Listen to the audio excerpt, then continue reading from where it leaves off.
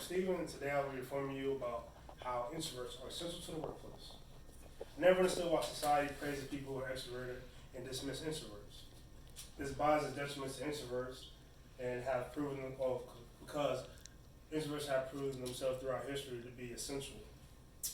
I will go over society or how society has groomed us to believe this since early childhood in school. Introverts promoted or that promote proactive employees in the workplace, and also successful introverts throughout history. Now that I told you about my topic, I'm going to tell you about how we were groomed at an early age. Schools are made for extroverts. If you notice that when you go to elementary school now in their classrooms, most of them are set in pod seatings. Like a lot of it encourages, a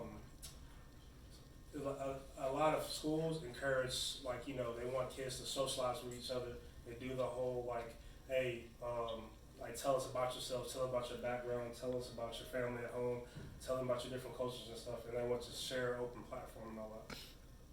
Another thing they do, to get max points or participate even in my college class now, I have to make sure I contribute or communicate with my other classmates. Susan Cain, who wrote the book about, introversion in the workplace, she said that means that we're feeling our most alive in a sweet spot, that things are a little bit quieter and mellow for introverts. Now I told you about how we were groomed at an early age, I'm going to tell you about how introverts are successful in the workplace. Introverts promote Introverts promote proactive employees in the workplace by listening to their peers. If you ever notice, you have a super extroverted team member. Most of the time, they're super energetic. They want to give you everything they have, but they kind of put their own spin on the different projects they have due. Also, if they have like another, super proactive employee underneath them, they kind of, dismiss their ideas or try to make their ideas their own. Another thing that introverts do, if they have proactive employees, they actually encourage them to tell them to run with their ideas and give them more feedback. In today's age, where we have a dynamic workplace, and maybe one person that's in charge might be short-sighted in something, those proactive employees, they might be more encouraged to speak up if they have more of a calm or chill person that's in charge of them. Now that I told you about introverts in the workplace, I'm going to tell you about the different introverts throughout history. So, I can go on and on with a super big list about introverts, but most famous ones today are Jeff Bezos, the one that owns Amazon.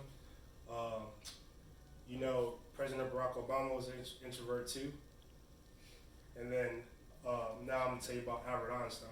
I'm pretty sure everyone knows about Albert Einstein. He was the most prolific scientist in the modern age. One of his famous quotes is, "The monotony of solitude of a quiet life stimulates the creative mind." Also, there's also Bill Gates. I know everyone knows Bill Gates. He was the founder of Microsoft.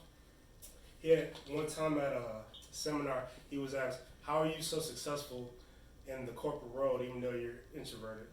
And this is a real long drawn out quote. I'm just going to read it off loud because I feel like it really brings us all together. "Well, I think introverts can do quite well. If you're clever, you can learn to get the benefits of an introvert, which might be to say, being willing to go off a few days and think about a tough problem, read everything you can, push yourself very hard to think to the edge of an area. Then if you come up with something and you will hire people, get them excited, build a company around the idea, you better learn what extroverts do. You better hire some extroverts like Steve Ballmer." I know y'all know Steve Ballmer. He also works at Microsoft. I would claim as an extrovert, and tap into both sets and skills in order for the company to thrive, both deep thinking and building teams and going out into the world and sell those ideas.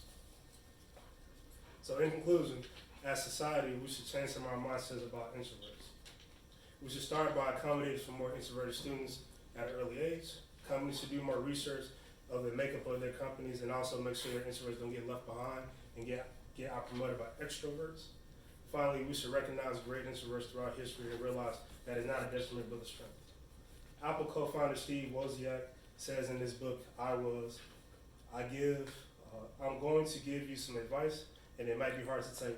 The advice is to work alone, not on committee, not as a team. Thank you for your time.